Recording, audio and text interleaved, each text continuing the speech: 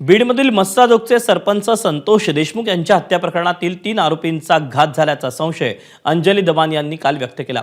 या प्रकरणी बीड पोलिसांनी अंजली दमानी यांना नोटीस बजावली। आरोपींची हत्या झाल्यासंदर्भातले पुरावे द्या अशी मागणी या नोटिशीतून पोलिसांनी अंजली दमानी यांकडे केली आहे। व्हॉट्सअॅपवर आलेला व्हॉइस मेसेज माध्यमांमध्ये व्हायरल करत अंजली दमानी यांनी 3 आरोपींची हत्या झाल्याचा दावा काल केला होता। आता दमानी काय पुरावे सादर करणार हे पाहावे लागेल।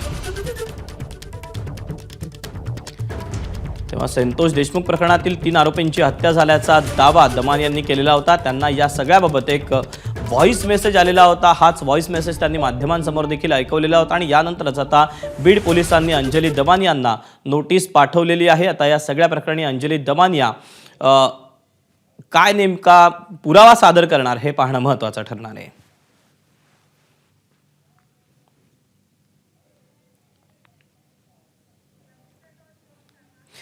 दरम्यान या सगळ्याबाबत अंजली दमानी यांनी स्पष्टीकरण देताना काय म्हटलंय आपण पाहूया।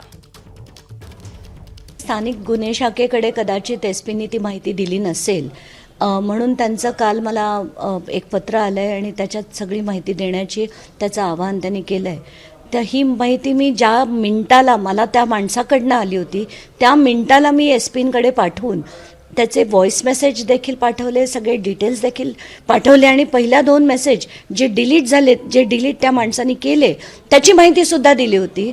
तर आश्चर्य वाटलं हे खरं तर पत्र बघून, पण त्यांना जर क्राईमला देखील ही माहिती पाहिजे असेल तर ती मी डेफिनेटली त्यांना देणार आहे। एबीपी माझा, उघडा डोळे बघा नीट।